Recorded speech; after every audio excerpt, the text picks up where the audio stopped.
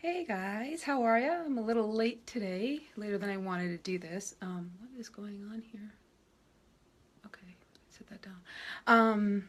So kind of going on the theme that we have this week, which is getting back to nutrition basics, is for this week.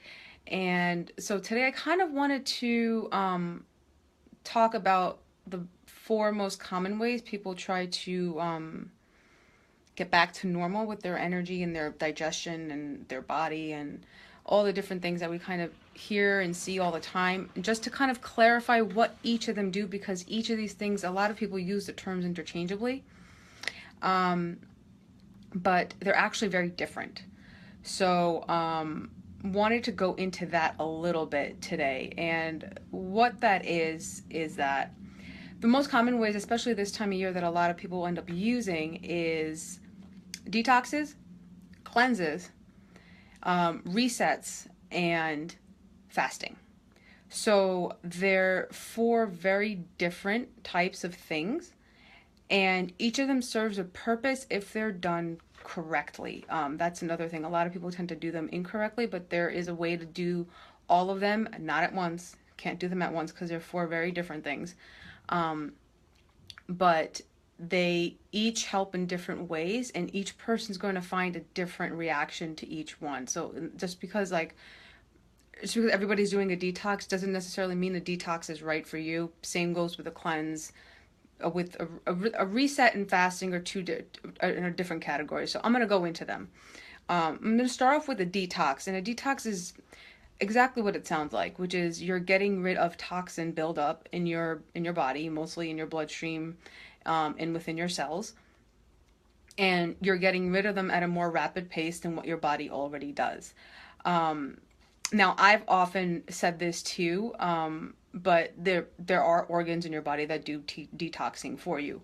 What a detox does, though, like an actual like 3 day, 5 day, 7 day detox, they're usually short term, so they shouldn't be longer than a week. I've seen some 14-day juice detoxes or juice fast or something like that, and that's a little too long. But usually for the most common ones that I've seen are 3, 5, and 7 days. And pretty much what you do here is that you ingest foods that are like, there's like no digestion involved, so your digestive system isn't working, and it gives a break to your detox organs, so your liver and your kidneys mostly. Your skin's another big detox organ, actually. It's because it's your largest organ, and it's constantly filtering things out from the environment before it gets into you through your skin. But the major organs that we're talking about here is going to be your liver and your kidneys. Those are the two organs that are really doing a truckload of the work, your liver especially. And with the detox, what you're doing is that you're taking in very low digestion food. So it's most likely going to be a juice, smoothies, that kind of thing, where there's very little digestion on your body's part involved, to kind of give it a rest. And this also kind of goes for the digestive system, because the large intestine does some detoxing as well. So the small intestine does a little bit too. So you're kind of giving your system a break, so it doesn't have to like break down through everything, and also at the same time, the stuff you're taking in has none of the toxins that you're trying to get out. So this works well for getting rid of pesticides, herbicides that are in our blood. We all have them because we're exposed to it. Even if you're eating organic all the time, it's in the air because they're spraying it everywhere. So you're actually breathing it in all the time. And so when you're on a detox, you're giving your system a break so that it can actually start to get rid of all this buildup that's happening and all this crap that's in the air. Mostly the stuff that's in the air, also in our food, but the stuff that's in the air is going to it kind of conglomerates and builds up in your liver and your kidneys, because those are the two, again, major organs that are going to have to get rid of it, along with the byproducts of having too much sugar in your diet, too much gluten in your diet, too much dairy, too much of the low energy processed foods that we talked about yesterday.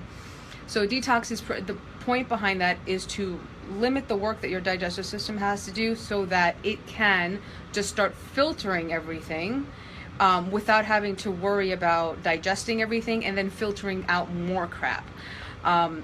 This works well for a lot of people who have conditions that are related to this. So Candida is one of these. Candida you can do a few different ways, but there are Candida detoxes that work really well for this, which is getting rid of foods that are inflammatory and going to cause buildup, and then just giving everything a break and for a few days, and then reintroducing everything back in slowly. What I think people have a misconception about is that they need to detox all the time. Now, it depends on what you're eating, to be completely honest. If your diet is mostly crap most of the time, then doing a detox every 6 months or so is probably not a bad idea if you can handle it. Again, this doesn't work for everybody, but it's just an option out there for those of you who do want to try it. You can't know how you handle something unless you try it. And also with detoxes, there's a few different ways. There's a lot of people who do juices. That's fine as long as they're organic, cold pressed. I sometimes the only thing I always ask with the juice detoxes is to make them mostly vegetable and not fruit, because what happens is that because a lot of us are eating foods that have a lot of high fructose corn syrup in it, or a lot of sugar in it, which is half fructose and half sucrose. Sucrose is half glucose, half fructose. Fructose can only be digested and dealt with and detoxified by your liver. So it's a heavy load. If you're eating processed food that has that stuff in it, it's a heavy load for your liver to handle. And so if the only thing I ask when it comes to the juice detoxes is aim for the vegetable ones and limit the fruit ones, because fruit, again, is fructose. That's where the name comes from, is from fruit. And it's, again, really, when you're trying to detox, you want to limit the fruit, because again, you're trying to get rid of the excess product of the fructose that was already in your diet. You don't want to add in more, because then you're completely eliminating the purpose of doing the detox in the first place. So that's what that is. Most time what people will feel with that is going to be more regular bowel movements, which again is another way of detoxing. A lot of the stuff that we ingest goes out through our stool. There will be a lot of peeing. Again, kidneys are the other one. It'll be getting rid of a lot of this stuff. And people usually do report feeling better after these. They do feel like their skin feels clearer. Their energy skyrockets, because again, these toxins, like the actual toxins, are not in your body, not as much as they were before. So that's where those come in, and those can be helpful, but not always necessary for everybody. So again, you want to try it. If you've never done one before, you want to see how it goes. There's a lot of juice places out there. I know that Whole Foods sells Suja juices. I think that does have a version of the detox, the juice detox, and then there's also like another company that they carry that is like that, and all the juices are available there. Again, aim for the vegetable ones so that you can get the antioxidants and stuff that's in the vegetables. Hi, whoever's on, please say hi. I can't see. Hey, Dana. And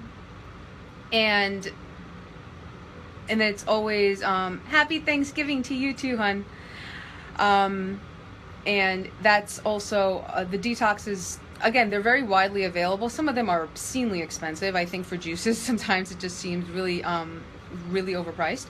But there are some benefits to it, and I think that it can always help to try one.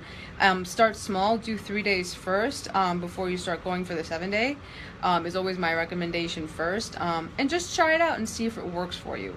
Again, check with if you have a health coach. Check with your health coach first, or if your doctor knows about this stuff. I can't say every doctor does, but if your doctor knows about nutrition and resets and detoxes and that sort of thing, talk to them first to see if it's something that would be helpful given whatever like other conditions you may have.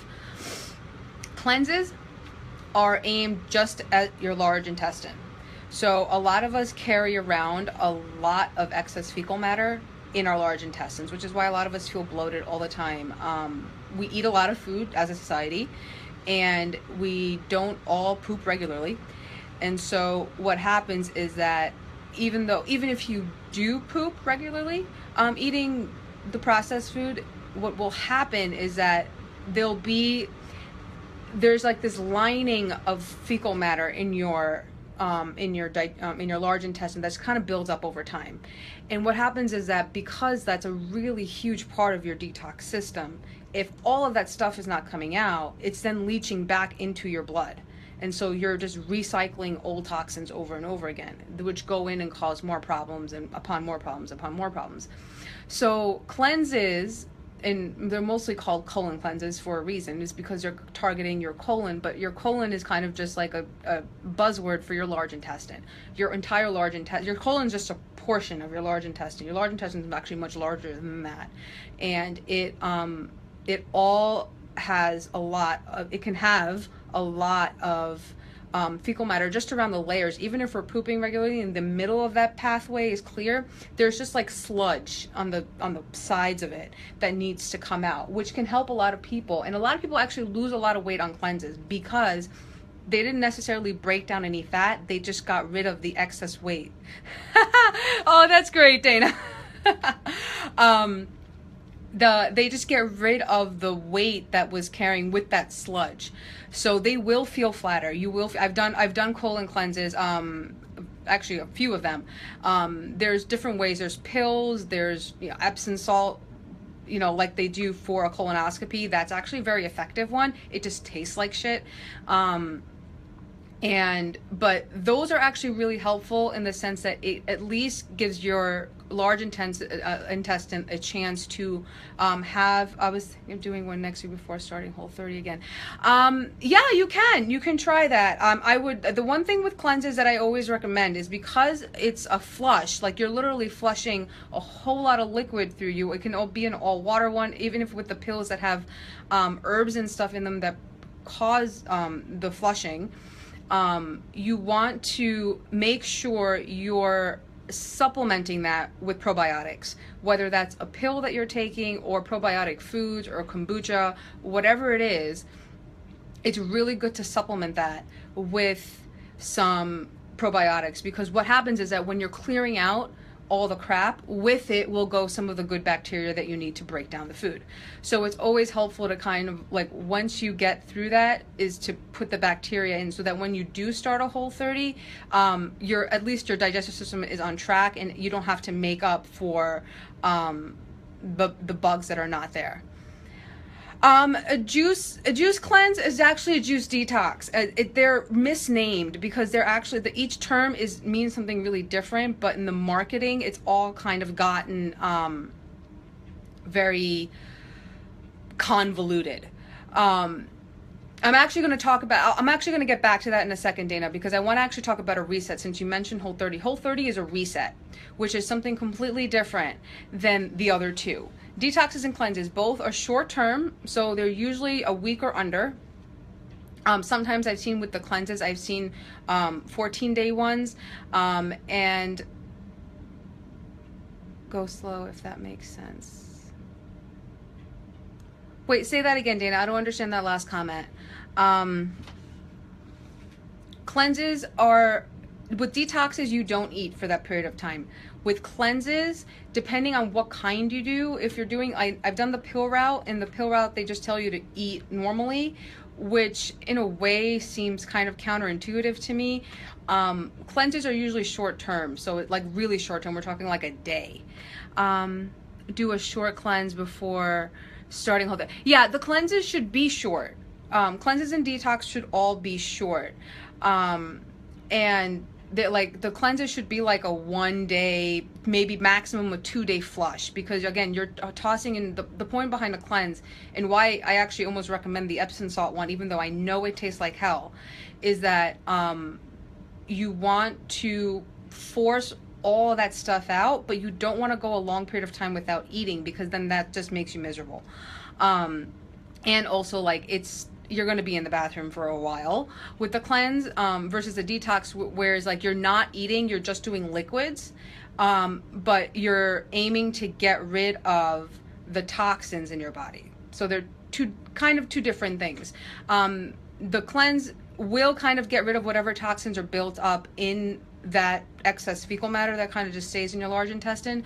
But it's not actually aimed to get rid of toxins. It's just aimed to kind of reset your large intestine and get rid of that bloating and get it running again properly. That's like really short term. That's like a day, maximum 2, if you have to break up the water supply for that. And that's just to, like, again, just to clear out your large intestine. A detox, if you're doing a Whole30, and this is where I'm going to go with the reset next. You don't need to do a detox before you do a Whole30. Not necessarily, because the Whole30 is a reset, meaning you're resetting your entire body's hormonal system, also while resetting your own food habits. So it's a much bigger program than and a process than it is for a detox or a cleanse. Now a reset, something like the Whole30, is usually 30 days. I've seen people do it for 45, 60, 90, sometimes for the whole year if they feel like they need to do that. And what the reset does is that you are eating, and you are eating only whole foods with no inflammatory stuff in there. So none of the inflammation causing products. So no dairy, no gluten, no soy, no sugar, all of that stuff, no artificial sweeteners, none of that stuff that can cause a reaction is going to be in there. It's long term, so again, 30 days or longer, because it takes that long for all of your hormones. The longest cycle of hormones that you have is your reproductive hormones for women. So reproductive hormones don't reset for 30 days. So you need 30 days in order to hit every hormone system. There are some that can be reset within a day. So other systems can be reset within a week, but the longest one is your reproductive system. So that's why it's 30 days. And it takes 30 days for that that's the last one, so that's why the Whole30 is 30 days long. With the reset, what you're doing is that you're getting your body back to normal, meaning you're eating, you have to learn how to eat to get back to normal. So you are eating all whole foods, but you are you're limiting anything that's you're getting your blood sugar back on track. So you're not going to eat anything that's going to spike your blood sugar. That's why there's no juices on that. A little bit for flavoring if you want to use it, but you can't just go around drinking juice in place of water, because that would negate the entire thing. It's about resetting your own food habits so that you understand again how it is that 3 square meals a day looks like for you, what your portion sizes are, how to adjust your carbohydrate level depending on your activity, how to adjust your vegetable and your protein intake depending on what you're doing. So it's resetting all of your habits around food too, which is why so many people find it difficult, because when you have, like, the rules are very strict with that particular kind of program. And I've seen other ones. There are similar ones that have different foods that they eliminate. I prefer the Whole30 because I like the science that they use. I think in some other programs they include foods that could be inflammatory for some people, and that's why a lot of them, some of them don't always succeed. But whichever one you feel called to do, that's you're actually I lost my train of thought with that one, but you're aiming to completely, like, kind of like exactly what it sounds like, which is press a restart button on your body. And it just takes about 30 days for it to do that. And you're eating again because you do want to get your body to know what to do. And know how to handle real food. You will get a lot of results with the reset no matter which one you do. They are very strict, but they're strict for a reason. But it's important because there's the upside to doing something long term is, you do learn how to eat right.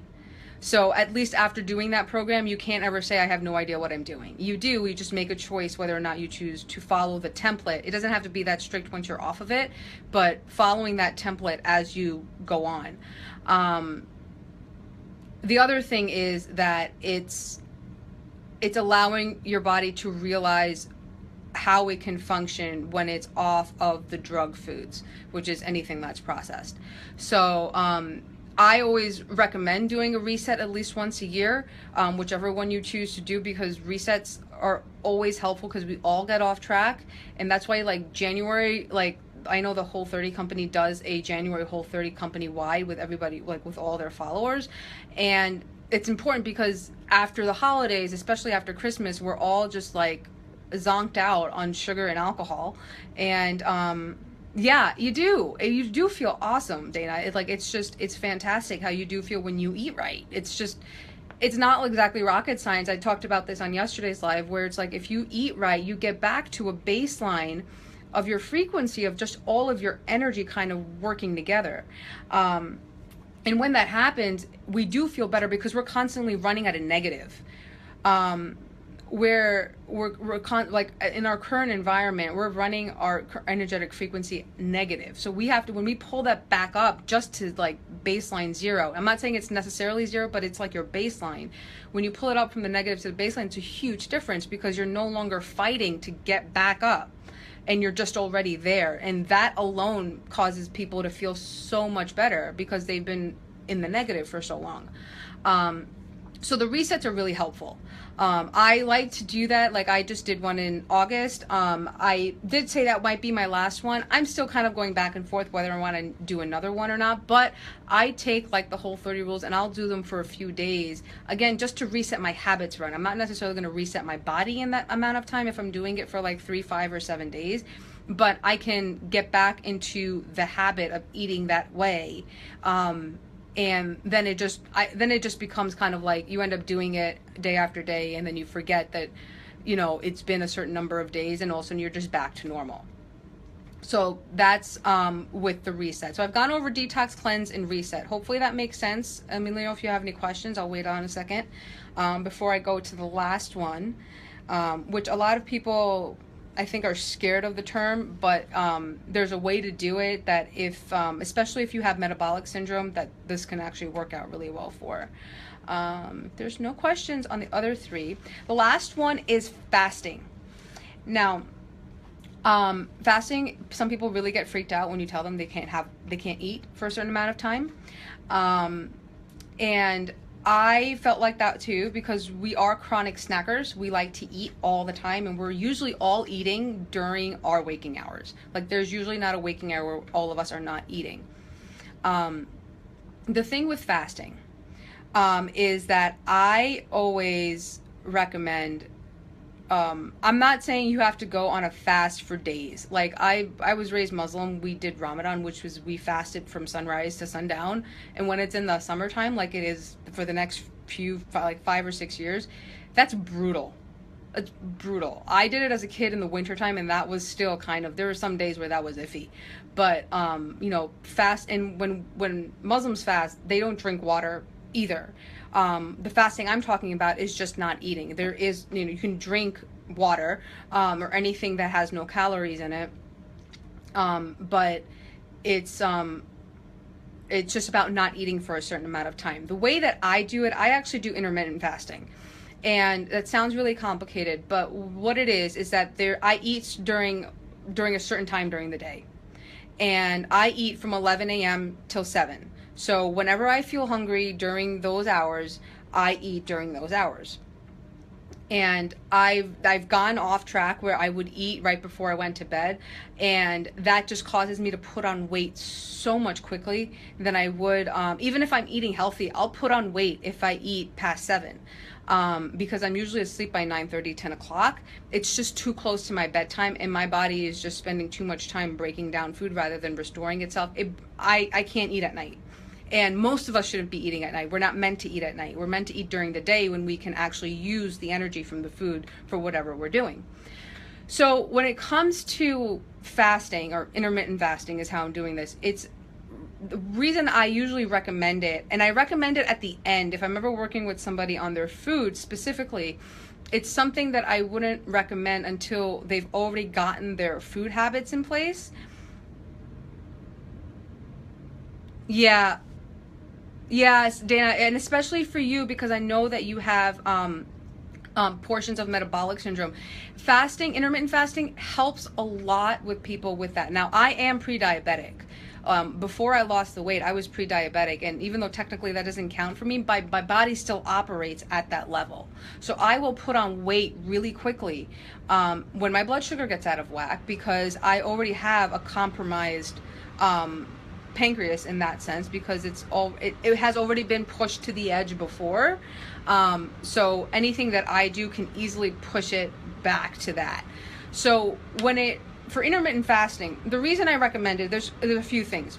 One, your hormones also are automatically regulated. There are certain hormones that cannot come out until you've stopped eating for 4 hours. Now, during the day, most of us don't go 4 hours without eating. But if you're constantly eating, meaning if you wake up at 7 and you're eating and you're up till 10 and you're still eating, that's 13, 14 hours of the day where your hormones they're just trying to figure out to get the blood sugar out of your bloodstream. It can't do anything other than just trying to play maintenance on your blood and making sure your blood sugar doesn't get too high. When you're fasting, you are eating a lot in a shorter amount of time, so you still feel full. But what happens is that once you stop eating at a certain time of night, by the time you get to bed, I always recommend stopping about 3 hours before you go to bed. So by the time you get to bed, you are already like 3 to 4 hours from the last time you ate. So your body's already kind of gotten rid of the excess sugar that it doesn't need, and it's been dealt with. After that point, your body can start using the fat that's on you to get rid of it. Thus, you'll be in fat burning zone. So if say you stopped eating at 7 the way I do, and you go to bed at 10, by 11 o'clock, between 11 and 12, your body's in fat burning mode. And it'll be in fat burning mode all the way through until you eat the following day. Now, whatever time you eat at. But if I'm eating at 11 and my body went into fat burning mode at 12, at midnight, I've had 11 hours to allow my body to use up those fat stores instead of me adding more food and then it using the food first as energy instead of the fat. So the thing with intermittent fasting, you can target your fat loss a lot easier if you do that. Another thing that happens is there's a few hormones that kind of are involved with your hunger and your satiety signals. So the hormones that tell you that you're hungry and the hormones tell you that you're full can get out of whack if you're eating all day long during every hour that you're awake, or most of the hours that you're awake. What fasting does, and again, that's where the fat burning comes from, the regulation of those hormones.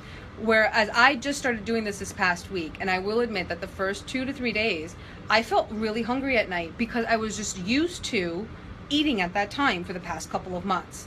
Now, what happens is that after like an hour or so, the hunger passes and, I'm drinking a truckload more water, which means I'm really hydrated, which I wasn't before because I was focusing on eating. And in like 3 days, it took 3 days for my body to get back on track. And whereas like now I'm not that hungry once I go to bed. I may be a little bit, but it's perfectly okay. And again, a lot of that for me as a former binge eater is mental. As a former binge eater, I was just used to my stomach constantly being like past full. Like we're talking stuffed, like Thanksgiving stuffed all the time. That's what happens when you're a binge eater.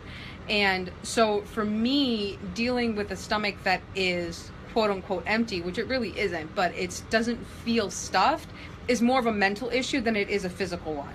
So I know that this works for me because it helps me deal with all of my insecurities about not eating enough or not eating as much as I think that I should be eating because my normal is skewed. My normal amount of food that I think I should eat is not normal for me because that's binge eating Rama and it's not normal Rama. So it's just a matter of me having to deal with my perspective on that. It's a mindset thing. Admittedly, that's a mindset thing.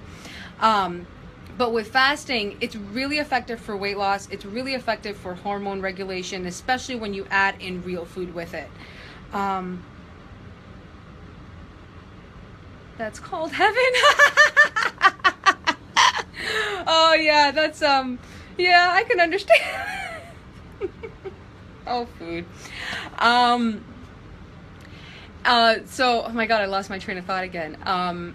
With fasting, regulation of your hormones and the fat loss, and also a really big thing about intermittent fasting is actually you sleep better because when your stomach isn't worried about digesting food. So food, yeah, I know. I remember you told me about him. Like your kids are eaters, and it's just I know when you work out that much, you can eat. But when I'm not an athlete, like I barely get my workout done just to get it done. So I can't eat that much. I wish I could, but I would have to like be active all the time, and that's just not me. I'm naturally lazy. But with fasting, it's your body has a chance to actually, when you're sleeping, because it's not worried about digesting food, you will actually utilize your sleep better, meaning your body can go in, get rid of free radicals, so you'll start to like look younger because your body's actually able to do what it needs to do while you're sleeping. Like getting your beauty rest is actually where your body can go in and fight off and get rid of all the stuff that's going to cause you to look older. And I know for me, I sleep better when I fast. If I go to bed with an empty stomach, meaning I just haven't eaten for a few hours, I just sleep better. If I eat too close to bedtime, I actually will always wake up around. This is how I know that I'm still pre-diabetic. Is that if I eat close to bedtime, and I never eat anything good. It's never a good thing when you're eating that late. If you're eating close to bedtime, it's always going to be something that's sugar or starchy, just too much. Like, it's just too much food. I will wake up at 3 a.m. sweating because of too much sugar. Because whatever I'm eating is going to break down to sugar anyway. So the sugar overload wakes me up at 3 a.m. in like cold sweats. It's disgusting. So that's how I know that I still have a compromised system, because again, and it may never actually get back to what people think is normal. This is just my new normal. I just have to know that this is what is required for me to live a better life, because my energy is better. I feel more balanced in my internal energy, and as far as what I'm able to put out when I'm fasting. Again, you need to find a window that works for you when it comes to this, because there's a lot of different ways to do intermittent fasting, and it's some people do an 8-hour eating window, which is what I do. 11 to 7 is my eating window. Some people do a 4-hour eating window where they'll eat everything they need for the day within 4 hours. Some people do 6. Find something that works for you. I usually go from lunch to dinner, or mid-lunch to dinner, because I'm not really hungry in the morning anyway. When I'm normal, I'm not hungry in the morning, so I don't have a problem skipping breakfast. But start off with just skipping breakfast for one day, and see how you do. Just don't eat, stop eating a couple hours before you go to bed, and skip breakfast the next day, and see how you feel. Admittedly, if your system's completely out of whack and you've been kind of abusing yourself for a while, which again can happen with the holidays,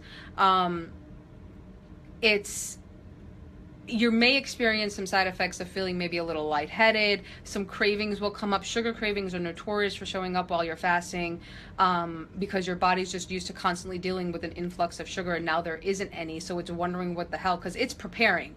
You give your body, if you hey Nikki, birthday girl, or yesterday's birthday girl, hey hon. So with fasting, like when you first start it, and you're going from eating all the time to not eating for certain periods of time, now your body has been trained to get ready to pump out your insulin and the ghrelin and all leptin and all those hormones to deal with what's about to come through. Now when it's not there, your hormones are going to cause you to have cravings, because they're like, dude, we're prepared, there's nothing here for us to do, so we're just swimming around here with no job. That's okay. All of that stuff, like I said, can regulate really quickly if you stay consistent with it. And again, during your fasting window, which is, for me, it's 7 p.m. till 11 a.m., I'm just drinking water or tea. Like, there's no calories in anything, just to stay hydrated. And that actually really helps with my hydration, because something I learned about myself, I didn't realize this, but if I'm eating all the time, like I used to, I don't drink water as much as I should, because you can't drink a lot of water and then be able to eat all the food, because then you'll explode. So that's always like the conundrum, and I always choose food over water. So when I do the intermittent fasting, it helps a lot with making sure that I'm getting enough water in. Another thing as to why I wanted to mention this, with a day like tomorrow with Thanksgiving, most of us are eating 4 or 5 p.m. and we're going to end up eating a lot. The way that intermittent fasting works is that, for me, Thanksgiving is not a problem, because what I'll do is, instead of eating at 11 like I normally would, I actually will not eat until my only meal that day will be Thanksgiving. But I will go to town. I will go to town for Thanksgiving, and then I'll be done. And I'll feel completely satisfied, and I won't feel like I was deprived of anything. and I don't feel bad about any of the choices that I made, regardless of whether I had pie or not, because I didn't eat anything else all day. So at the very least, I end up being equal in the amount of energy that I took in. Maybe I got in some stuff in there that probably wasn't the greatest quality, but I know how to reset that the next day with just more vegetables. Like that's seriously like the trade-off that you're making. But for a day like tomorrow, it's try out, like, see if you can. Like, I know it's kind of hard, but see if you can just only eat Thanksgiving dinner and go to town for Thanksgiving. So, it's just one of those things where it can work out really well. And if it works for you, again, try it out in different ways. People have tried 12-hour windows with intermittent fasting. They've tried 8-hour windows, 6-hour windows. Some people do 4-hour windows. There's also something called alternate day fasting, which is a little bit more complex, but you're pretty much eating every other day, kind of. But at the end of the day, even with fasting, you're not eating less food. You're just eating during a certain window of time. So you're going to utilize your food when you're actually active versus having it stored as fat. And it just helps a lot with fat loss, what intermittent fasting does. But you're not eating less food. You're just eating it in a condensed window. So I normally eat about 1,500-ish calories, 15 to 1,700-ish calories a day. Instead of, like, for me, if I ate all day, I would eat close to maybe 2,500. No joke. Easily, like, without even thinking about it. But when I'm eating in a window, if I try to eat that much in, like, a condensed window of time, I'm not going to be able to get all that down. So I will actually stick to my normal amount, which is about 15 to 1,700, depending on the day. And it's in my window, and everything kind of gets properly processed, so I have no problems. So that's what I have for today. Ow, my ears are itchy. You guys have any questions for me? I'm just going to hold on a second and see if you guys have any questions. I hope everyone's having a good day before Thanksgiving and you're not stuck in traffic. It's disgusting outside. Disgustingly trafficy outside. It's so nasty, and it's raining here. It's just not a good day. All right, it doesn't seem like there are any questions. So if any of the replay viewers are back on, feel free to pop in whatever questions you have in the comments, or if you want some help figuring this out, you can PM me and see which one is the best option for you. No, it's up to you, Dana. If you want to do a colon cleanse, you can do that. You don't need to do a detox, though, because the reset is a detox with it, because you're already eating better food. But if you want to do a colon cleanse, which is like a one-day thing, and kind of reset that's an option. I would just recommend to do it on a day when you have a free access to the bathroom, because you're going to be going to it. Then possibly not a good idea. Just focus on the food, and you can always do a cleanse at a later time. Like, that's there. You don't have to do it before a Whole30. Actually, you may have. You can even do it. Oh, hold on. I think I'm back. You can even do it afterwards, when you kind of have an idea of, like, when you're, like, kind of really. Yeah, and the Whole30 will do that for you. The Whole30 will absolutely do that for you. You can, like I said, if you want to do it, if you want to do a cleanse after you're done, so that whatever crap is kind of still stuck in there, it can come out.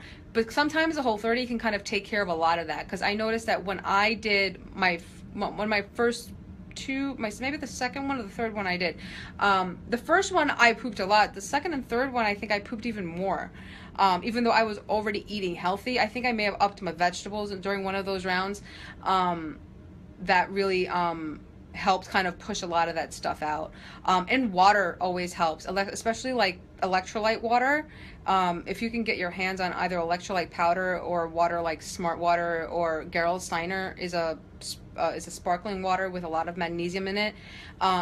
That's also a good way to kind of flush yourself out, because the magnesium is what's in Epsom salt, and that's what's going to cause the flushing to happen. So electrolyte water actually can help a lot with that too. But you don't necessarily have to do it with the Whole30. I would actually recommend just doing the Whole30 for now, and then afterwards, if you still feel like you feel bogged down and your system still hasn't reset, then do a cleanse for a couple of days where you, again, have access to the bathroom. because that's the only side effect is you're going to be pooping a whole bunch, and it's not fun. It's like explosive diarrhea. It's not fun. It's kind of gross. Any more questions? I'll just hold on a second. Yeah, explosive. I'm telling you, it's gross. It's gross, but it helps. But it's gross. Just hold on for a second. I'm sorry I'm tired today. Alright, if there's no questions, I know there's a massive delay on here. But if there's no questions, then I wish everyone a happy Thanksgiving. And I was planning on doing a live tomorrow, but it's Thanksgiving and I really don't feel like it. But I will be doing one on Friday, and there's going to be, thanks Dana, you too, and I will be, there's going to be some Black Friday specials, so stay tuned for that. Yeah, so there's some good stuff coming up, so just be ready for that. But other than that, have a great holiday, you guys. Enjoy the food, and I will see you on Friday. Bye.